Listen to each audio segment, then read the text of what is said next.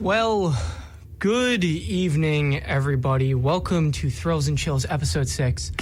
I am your host, Dominic, and today we are diving into...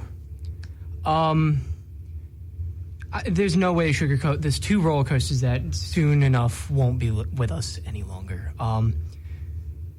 Kingda, the world's tallest roller coaster, and Green Lantern, the B&M stand-up coaster, both at Six Flags Great Adventure in Jackson, New Jersey.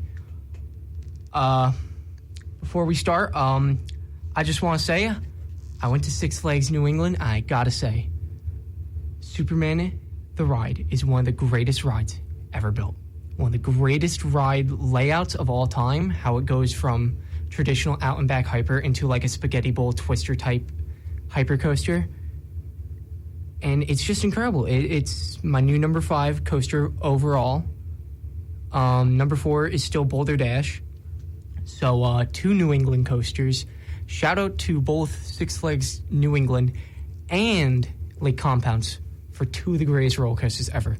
But that's not what we're talking about today. We're talking about Kingda and Green Lantern. So for context, Kingda opened in 2005. It's a intimate accelerator coaster. It uses a hydraulic launch to launch trains from 0 to 128 miles an hour in 3.5 seconds to a max height that is still the world's tallest to this day of 456 feet tall.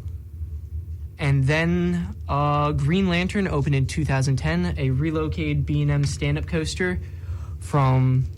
Well, I'm not going to spoil the story right now, but it was relocated from a different park, so it actually opened in 1997. 5 inversions, about, I believe, 4,155 feet long? I don't know if I know that. Yeah, 4,155 feet long. 63 miles an hour, 154 feet tall. Yeah, both of these coasters are at Six Flags Great Adventure, so without further ado... Let's get into it. And for today's story, we are going back, all the way back to 1935, specifically March 5th, 1935, when Warner Leroy was born in Hollywood, California. Now, you might be asking, Tom, who is this person? Why are we talking about some random guy named Warner Leroy? Well, we'll get there in a second, but Warner Leroy was the son of film producer and director Mervyn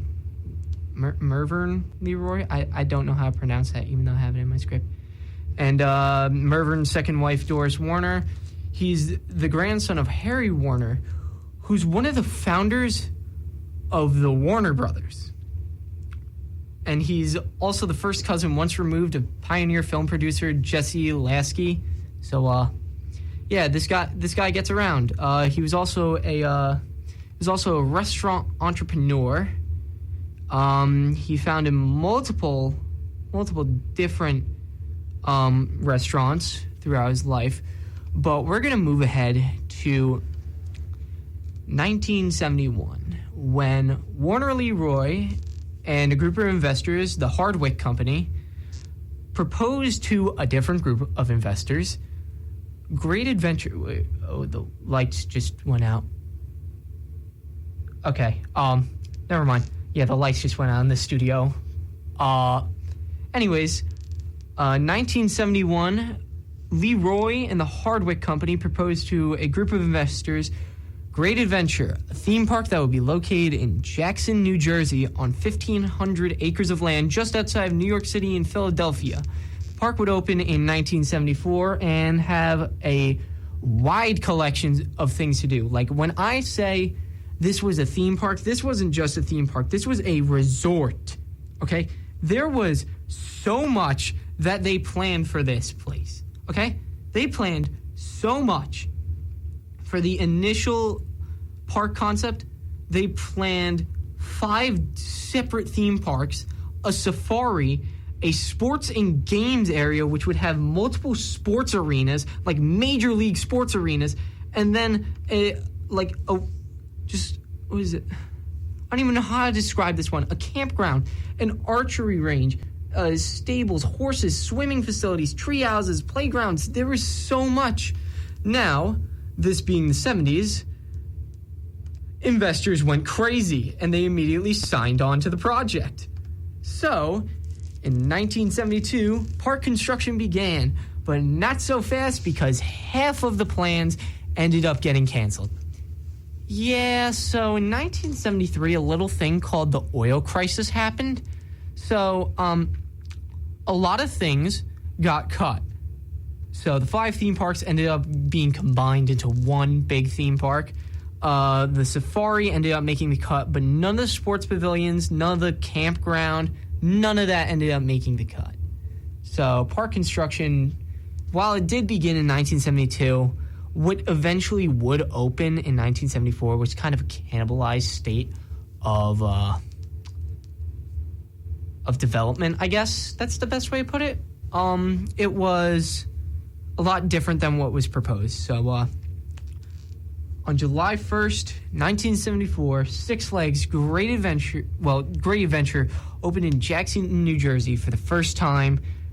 Reviews initially were quite positive, and guests enjoyed many of the attractions that they had, including the Runaway Mine Train, which still operates to this day at the park, even though it is over 50 years old.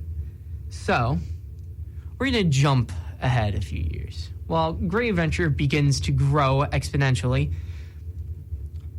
In early 1977, Six Flags, the corporation, purchased Great Adventure from Warner Leroy, renaming it Six Flags Great Adventure and integrating it into Six Flags brands of parks. Now, also, I just want to state at this time, Six Flags was a vastly different company.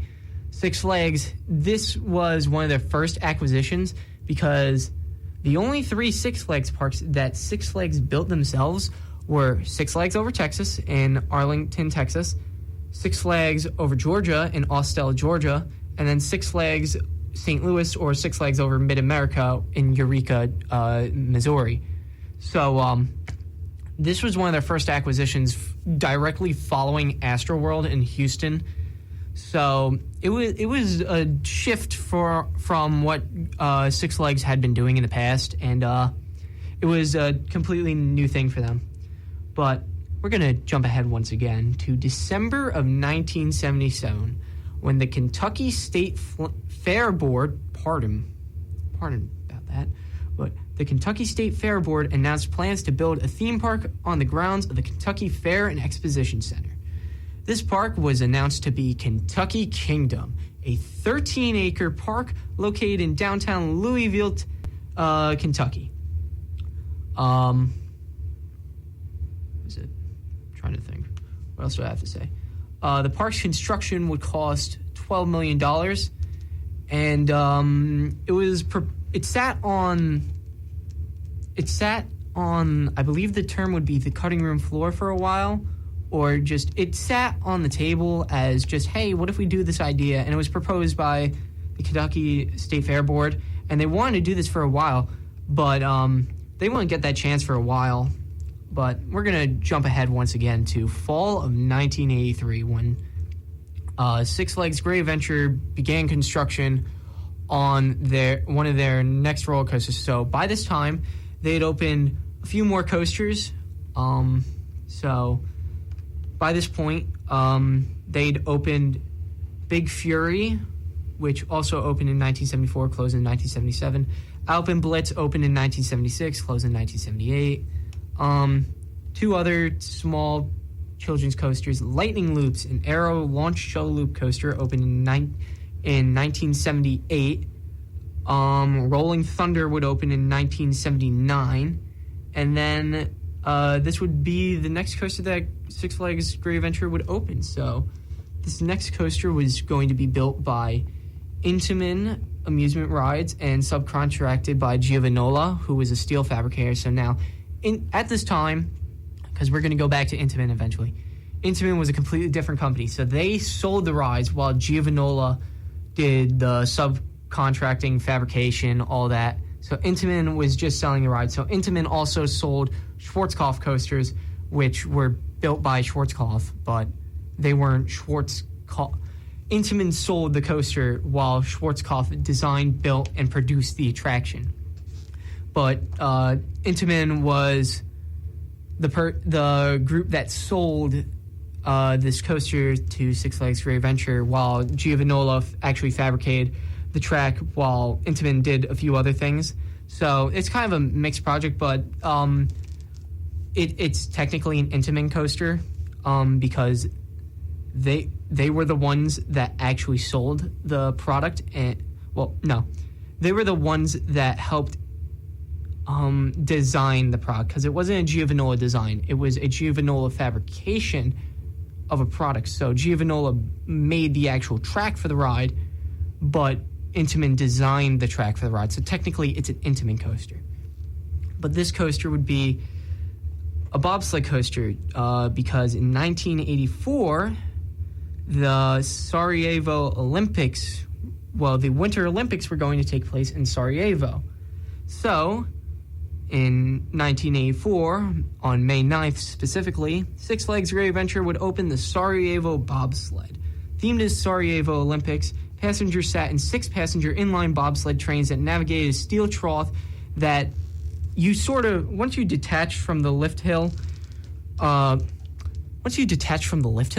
sort of freewheeled through this trough that it didn't have any, while the track was the trough, it was technically moving on its own throughout the trough until you got to a break zone where it would go on a section of track and then actually go back into the trough. So it's technically a freewheeling bobsled coaster, which technically it classifies as a different type of coaster because of how it rides on the track. It's a bit complicated to explain like this, but if I can't really show you videos through the radio, unfortunately. So I can't really show you how it was, but if you want to see a visual representation, just look up the Sarajevo bobsled at Six Flags Great Adventure. So we're going to jump ahead again to December 13th, 1985, where at a press conference attended by the Kentucky governor at the time and the Louisville mayor, Kentucky Entertainment Limited and the Fair Board announced plans for Kentucky Kingdom, a 13-acre park focused on Kentucky's history and culture that would open in 1987. Yay! Who loves Kentucky? Yay. But on March 28th, 1986, construction began on Kentucky Kingdom with a team of mules and a 60-year-old plow breaking the first ground at a ceremony that was attended by the governor and the mayor again. Not much to say there, just a regular groundbreaking ceremony. However, we're going to jump ahead again to May 23rd, 1987, when Kentucky Kingdom opened for the first time to guests in Louisville, Kentucky, to extremely negative reviews. Yeah, I don't know how they did this. They built a theme park that just wasn't a good theme park. It was bad, like really bad. Reviews were extremely negative, with guests citing the lack of thrilling attractions because most of the attractions at this point were mainly children's rides. Nothing for an older crowd of people. So nothing for teenagers, adults, nothing for them. And then poor crowd control among a myriad of other issues. Many, many other issues. So in September of 1987, Kentucky Kingdom closes permanently. Surprise! Yeah, they didn't do so well for the first season. They did extremely poorly. And when I say extremely poorly, I mean so bad that there were 400 people at opening day. Nobody was excited for this park. So, the park files bankruptcy, and that's the end of this show tonight. Goodbye and psych. We still have another 35 minutes of the show left. So, in April 1988, Six Flags Great Adventure would open Bugs Bunny Land, a family and children's ride area. The reason why I mentioned this will make sense eventually later in the episode, because yes, this does tie back to what I'm saying, and I'm not just mentioning stuff to fill in the time void, but no, this does actually play a very important role later in this episode. So, in August of 1988, Sarajevo bobsled would end up closing permanently at Six Flags Great Adventure. The reason why they did this, so in the late 1980s, early 1990s, Six Flags as a company did a thing called the Ride Rotation Program. So what was this, you might be asking? So Six Flags as a company would specifically buy rides that they could take apart and put together very easily. So they could install a ride at one park and then a few years later remove the ride from that park, dismantle it, and send it to a different park, which, honestly, I'm not going to lie, pretty clever. Now, unfortunately, this had some adverse effects, like making all the roller coasters that they relocated due to this program unbearably rough by the end of the program in 1993.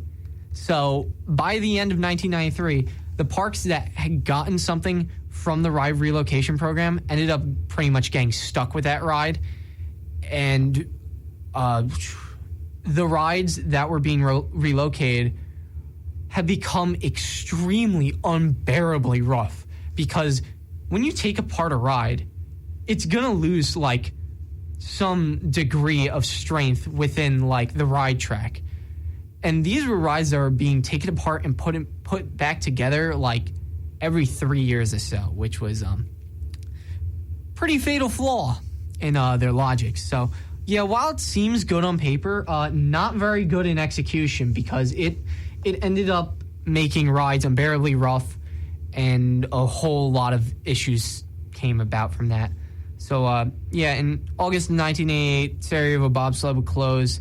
Coaster would be dismantled and sent to Six Flags Great America, where it would reopen in 1989 as Rolling Thunder. Not the Rolling Thunder that I mentioned earlier in this episode, which was a wooden dueling coaster built at Great Adventure. No, this is a completely different ride.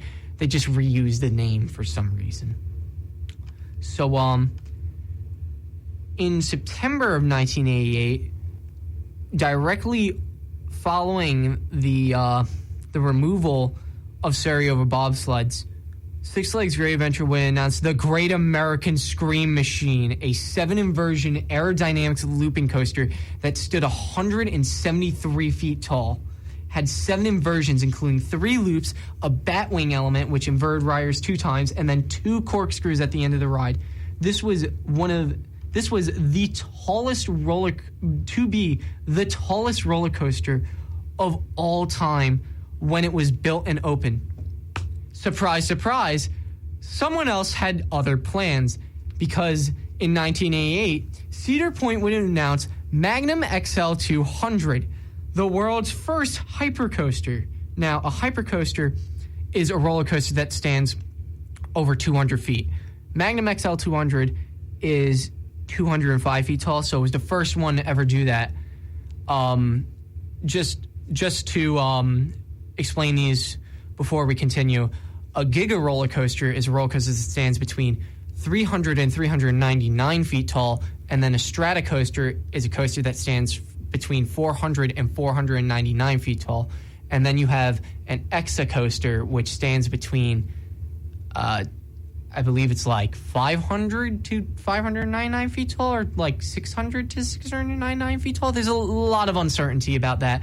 We'll figure it out in the next few months. Just give us a few months, okay? We'll sort that out. But yeah, the Great American Scream Machine was it was kind of needed, because Six Flags Great Adventure had a very, very rough couple of years in the 1980s with multiple park incidents, including a fire that in the Haunted Castle, I don't know how to describe it, a walkthrough exhibit experience, quote-unquote thing. Yeah, there was a huge fire that unfortunately took the lives of, I believe, about 8 people. Great Adventure just was not having a good couple of years, and Great American Scream Machine was pretty much the final effort to prevent Great Adventure from closing because they were very close to closing in the 1980s. So Great American Scream Machine was pretty much their ace in the hole, Hail Mary shot at just winning back attendance for the park that was struggling. And they announced it in September of 1988. So we're going to fast forward to early April of 1989 when Louisville businessman Ed Hart, now I'm going to want you to remember this name for later, Ed Hart, along with a group of investors, purchased the rights to operate Kentucky Kingdom. They didn't reopen it immediately because pretty much all the rides have been auctioned off by this point, and not much was left, so they kind of needed a season to recuperate and just buy a bunch of rides and just get the park set for a few years down the line. But Ed Hart would end up purchasing the rights to operate Kentucky Kingdom, and I'm going to want you to remember this because this man is going to come up a lot more eventually. Now, we're going to fast forward a few days because on April 15th, 1989, Six Flags Great Adventure would open the Great American Scream Machine to guests for the first time. The new coaster would open to rave reviews, and guests praised the ride's intensity and multitude of inversions because not only was this the world's tallest coaster at the time for a few weeks, it also had the world's most inversions on any coaster, which was 7. So 3 vertical loops, and then a batwing element, which is a half corkscrew up into a half loop down, into a half loop up, into a half corkscrew down, and exiting. Kind of just turns around the train as you exit. And then a double corkscrew inversion where it had 2 corkscrews back to back. The ride was absolutely ginormous for the time. The tallest and fastest looping roller coaster ever built. It had 3 trains with 7 cars. It had an absolutely monstrous capacity of 1,680 riders per hour. That is still incredibly high to this day. Rides since the early 2000s, since about 2007-ish, I'd say, has started ditch capacity, which, not to get too off topic, I'm not a huge fan that rides have kind of ditch capacity because it's very important in a theme park because with a high capacity, the line moves way faster than a slow capacity ride. So just a little off-topic note there. I really hope parks eventually do focus on the higher capacity rides again. The rides that we're building nowadays, they're great. No doubt they are great rides, but at the same time, we're cutting capacity when we easily could add it back. It just doesn't sit well with me.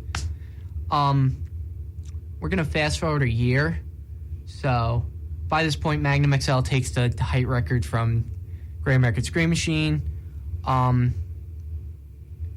Eventually, we're going to end up at June 13th, 1990, when Kentucky Kingdom will reopen with a multitude of new attractions, including Thunder Run, a Din wooden roller coaster, and then Vampire, a Vekoma boomerang coaster, and a bunch of new flat rides.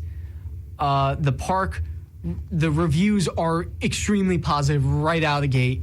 Guests begin to flood into the park, and the park actually turns a profit, and Ed Hart can repay the contractors that were left completely unpaid after the park bombed for the first season. Because, spoiler alert, Kentucky, the state fair board never paid the contractors, and they were kind of left without any money. Not cool. So by this point, people begin to flood into this park and realizing, hey, wait a second, it's actually good now. Sorry about that, was taking a drink, but the park ends up turning a huge profit for the first year, and then in late 1990, Kentucky Kingdom will announce a new water park expansion named Ocean Avenue. So,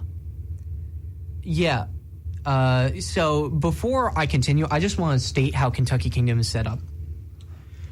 Kentucky Kingdom is sort of built on 2 sides of a road, so there's a bridge in the middle of the park that you need to cross over to get to the other side of the park, and this is where so Thunder Run was on this side, and same with was it Vampire, the Vekoma Boomerang. They were both on the side where you had to cross over the bridge to get to them. But I just want to state that before going forward. It's a very odd setup from what I've heard.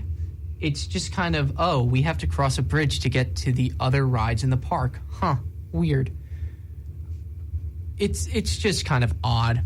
So, yeah, late 1990, Kentucky Kingdom would announce their water park expansion, Ocean Avenue. So, throughout the next 2 years, construction would begin, and the water park would be renamed a few times, and they would eventually settle on Hurricane Bay.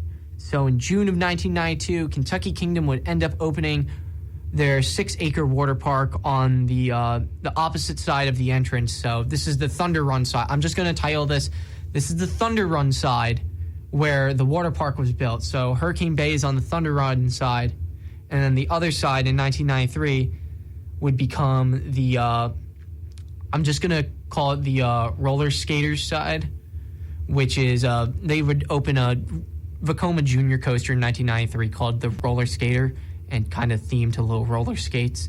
But that was on the side where you would enter and you didn't have to cross over the bridge to get to the other side. So the roller skater side is the first side, and then you have the Thunder Run side, which has the water park.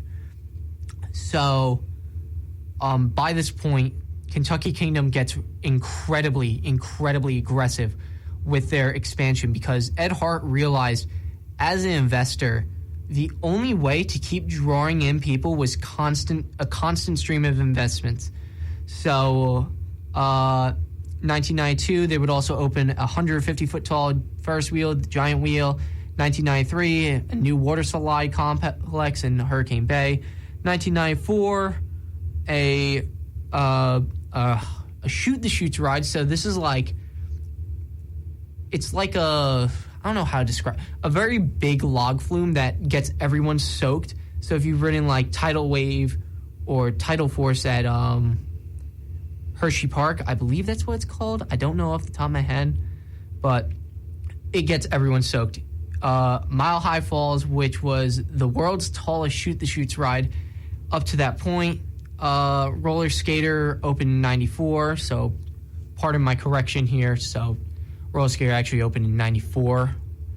1995, T2, Terror to the Second Power, a Vekoma SLC suspended looping coaster would open on the Thunder Run side of the park.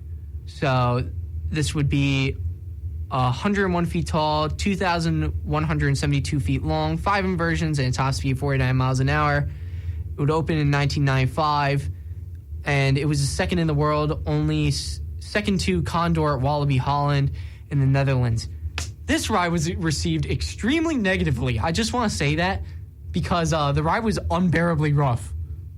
Not the best for a new ride, but it drew a crowd, and it helped boost Kentucky Kingdom's attendance. But this is going to be important to the story later. The same year of 1995, Kentucky Kingdom would end up opening Hellevator, a 177-foot tall, intimate second-generation drop tower. It would open in October of 1995, so not much to note for the time being, but Hellevator did open then along with T2.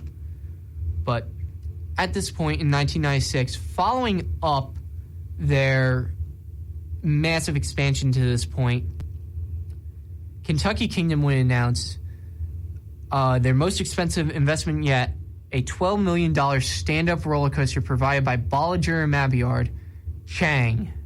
So Chang, when it opened, Chang was announced to be the world's tallest, longest, fastest, and highest amount of inversions stand-up coaster ever when it was announced in 1996. So we're going to bounce back to Cedar Point. So by this point, after opening Magnum XL 200, Cedar Point kind of began the coaster wars, as they were known. So pretty much an era where parks were just trying to build the biggest and tallest rides, just period. So by this point, Cedar Point had opened Mean Streak, the world's tallest, fastest wooden roller coaster. They also opened Raptor, the world's tallest, fastest, longest, and most inverted coaster. And then in 1996, they would open Mantis, a B&M stand-up coaster, which was the tallest, fastest, longest, and steepest stand-up coaster ever built to that point, with 4 inversions. And so Kentucky Kingdom is a few hours away from Cedar Point. Seeing this, they immediately put in an order for what would become Chang. So Chang would help boost attendance and was pretty much the park's biggest investment to that point. This ride was absolutely massive. So I just want to put this into context.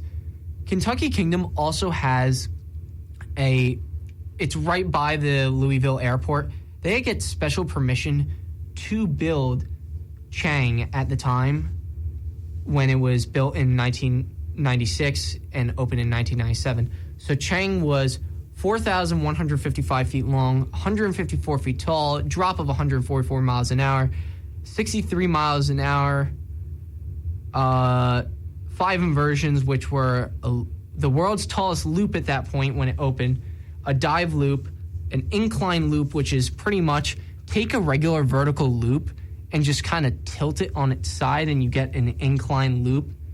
And then 2 corkscrews. They weren't back-to-back. They were kind of separated. And, this ride was absolutely massive for the time. This was a absolutely massive attraction when it was built.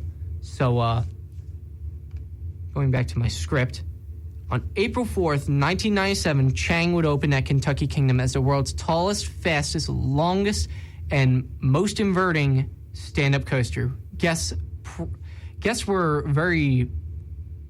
loved the ride. They praised the extremely long, intense, and smooth ride experience because B&M at this point.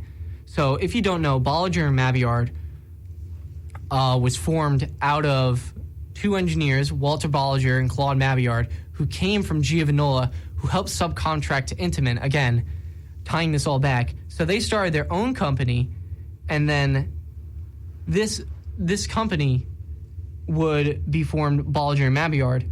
They didn't want to build roller coasters initially, but Six Flags Great America ended up pretty much bribing them to build them a stand-up coaster named Iron Wolf in 1990. And from that point, they began making huge innovations in the industry, extremely smooth, intense rides. And Chang was one of their biggest to this point. Chang, once it opened, it helped Kentucky Kingdom break the 1 million guests per year attendance barrier, which was huge for the time being.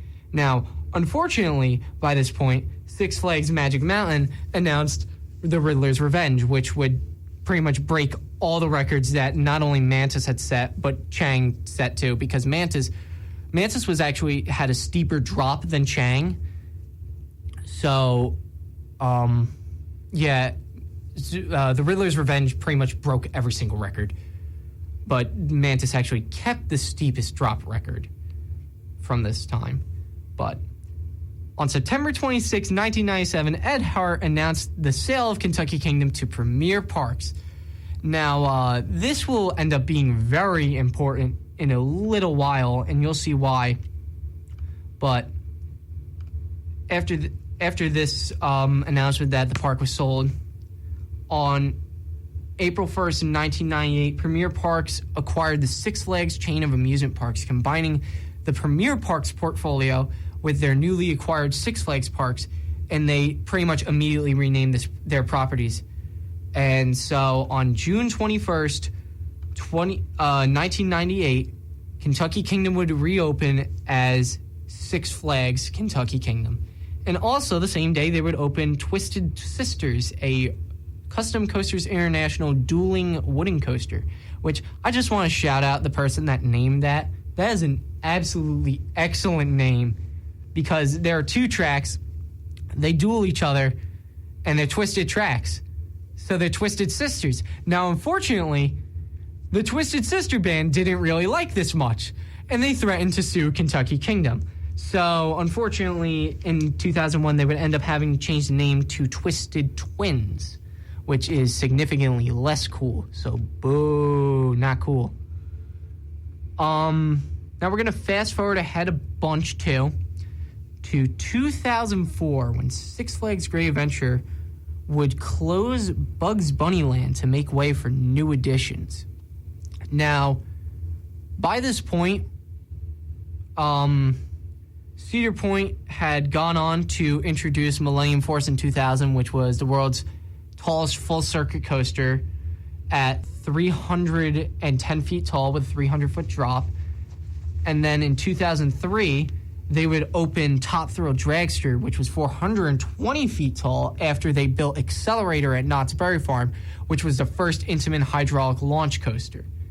Now, hydraulic launch pretty much works by, so train latches onto a catch car, and hydraulic fluid is pumped into a bunch of cylinders, and then it's released, which drags the catch car down the launch track incredibly fast, because all the hydraulic fluid wants to release like immediately. So pretty much it's just a very powerful system of launch that was introduced. And so Accelerator would be the first coaster that ever used this, followed by Top Thrill Dragster, which was, it opened in 2003 as the world's tallest, fastest roller coaster. So it was 420 feet tall and had a top speed of 120 miles an hour. Now, by this point, Six Flags and Cedar Point had gotten into a bit of a rivalry. And so there were rumors swirling in 2004, like, hey, Great Adventures might be getting the world's tallest roller coaster. And on September 29th, 2004, that was confirmed to be the truth, as Six Flags Great Adventure would announce Kingda, the world's tallest and fastest roller coaster, built by Intamin. This hydraulic launch coaster would launch guests from 0 to 128 miles an hour in 3.5 seconds and reach a maximum height of 456 feet tall. This ride was going to be absolutely massive, and it broke pretty much every record that Top Thrill Dragster set. It was a whole 36 feet taller, 8 miles an hour faster, much faster accelerating launch. It pretty much just took, pretty much what Great Adventure did was one of the pettiest moves of all time, and said, oh yeah, that's cute. Here's our better version of it.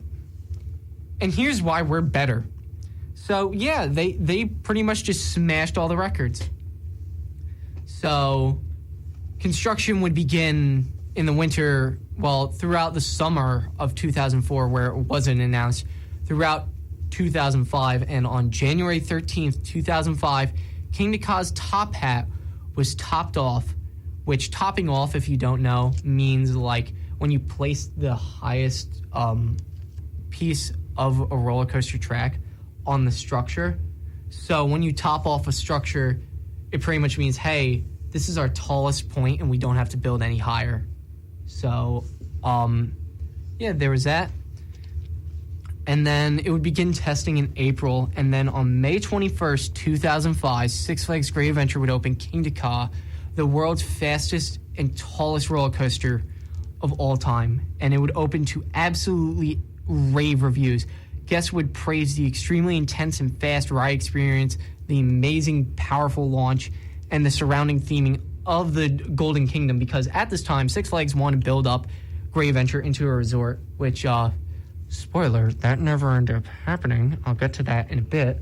But the first part of building it into a resort was the Golden Kingdom and Kingda. So the Golden Kingdom was pretty much themed to, it was themed to, I don't know how to describe it, pretty much just ancient temples and stuff like that. And Kingda is apparently, and I say in quotations apparently, Swahili for King of Coasters. But it's not actually. If you pull it up on Google Translate, it is not, apparently. So,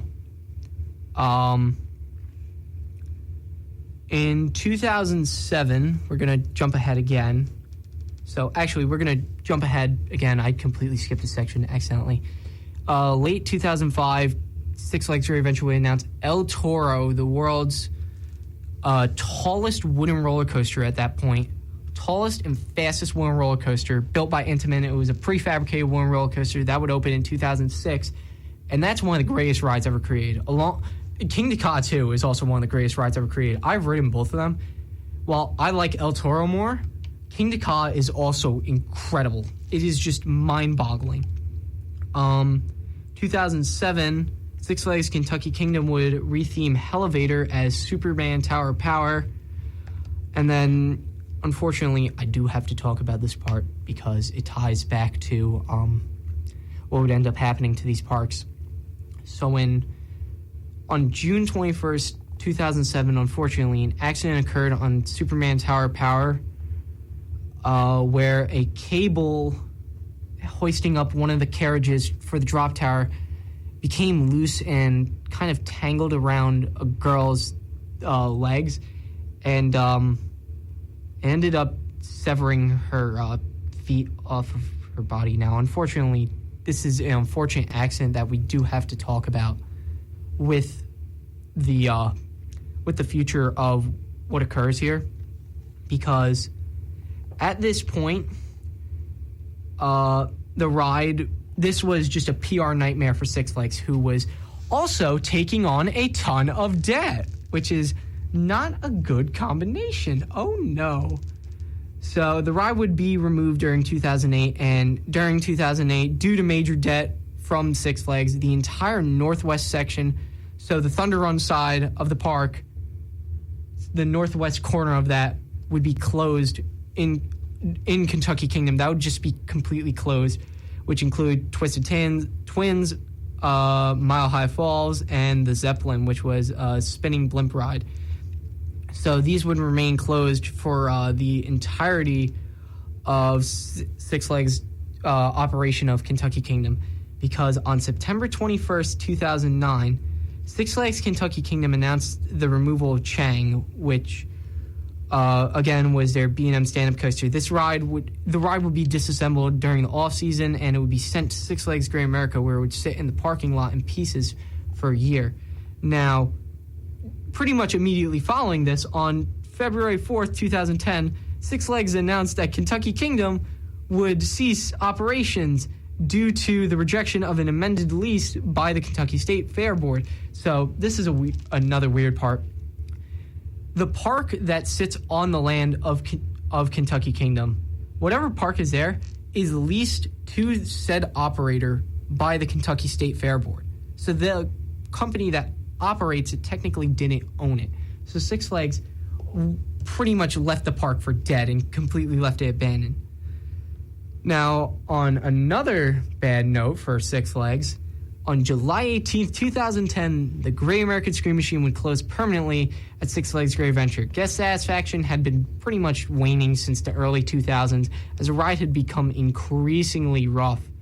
And within the next few months, the ride was pretty much reduced to a giant pile of rubble. There's one piece of the Great American Scream Machine that actually does still survive. It's in the Park Safari area, and it's in the, I believe it's in the monkey enclosure or the baboon enclosure, where it's a piece of one of the loops, and it's just kind of there for the animals that the park has to just kind of chill out on, which is pretty neat. But on September 16th, 2010, Six Flags Great Adventure would announce Green Lantern, a B&M stand-up coaster taking the place of the Great American Scream Machine, which I think you're going to see where I'm going here. Green Lantern was not a new ride. It was actually the relocation of Chang. Oh, boy. So, yeah, they tore out one ride to put in another ride because at this point, Six Flags went bankrupt and was trying to scramble to put in new investments in their park. So they were like, hey, we can siphon this ride from this park and just kind of send it here and build it there. So on May 19th, 2011, Six Flags Great Adventure would open Green Lantern to mixed reviews, which most riders praising the intense ride, while it was somewhat uncomfortable to most riders. due to the when you're on a stand-up coaster, you kind of gotta stand on top of a bike seat. So if that's set in the wrong position, it can become wildly uncomfortable. Now, I want to say I've never had a bad ride on a stand-up coaster, which very grateful for that. But at the same time, it's pretty common for guests to come off of stand-up coasters and be like, wow, that was a bit uncomfortable. So, yeah. In 2014, Ed Hart would once again buy and save Kentucky Kingdom in a wild twist of fate. He would save it a second time and then reopen it in 2014, just as Kentucky Kingdom and Hurricane Bay, with Lightning Run, a new Chance Hyper GTX, and then in the years that would follow, multiple new rides, including Storm Chaser, an RMC conversion of Twisted Twins, just one side though, so not a dueling coaster this time. Kentucky Flyer would open in 2019, and new rides that would be cycled in.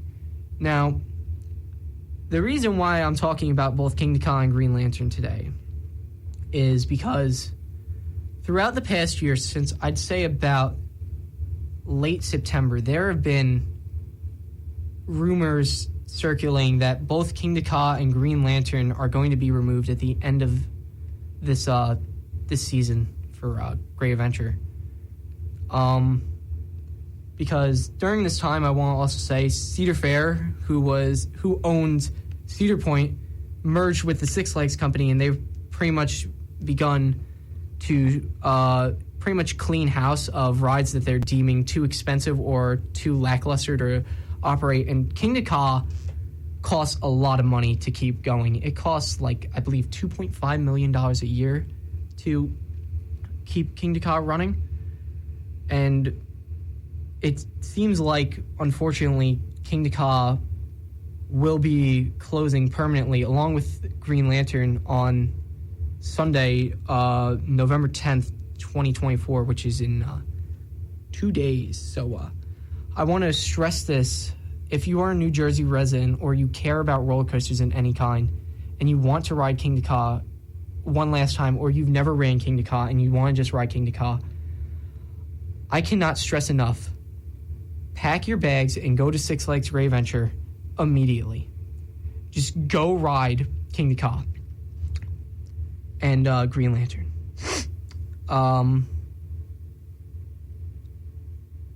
There's no way to sugarcoat this because I really enjoy both rides. I'm very happy that I've ridden both, and I've ridden Kingda in the front row multiple times, and it's one of the greatest experiences of your life. And Green Lantern is one of the most forceful coasters of all time. And I really enjoy both these rides. I know a lot of people don't enjoy Green Lantern, but Green Lantern is my 18th overall favorite roller coaster of all time out of 216. And Kingda, I believe, is within the 20 to 25 range. I don't know off the top of my head for that, but I'm grateful that I have good memories on these rides. I have good memories with my friends riding these rides. They're good. They're both amazing rides. But if this really is the end to these two rides, it's just bittersweet because the park hasn't announced anything, and apparently what's going to occur is the park's just not going to announce anything at all for the closure, and they're just going to silently close them and demolish them over the off-season, which, in my opinion, is a pretty stupid move because you're not giving any warning to your visitors, which is just not a good practice.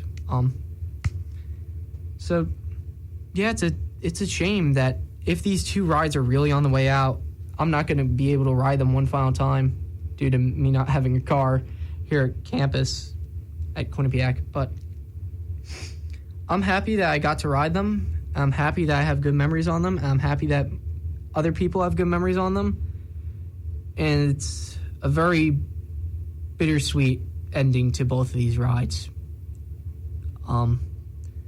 So, yeah, that's it for this episode of Thrills and Chills.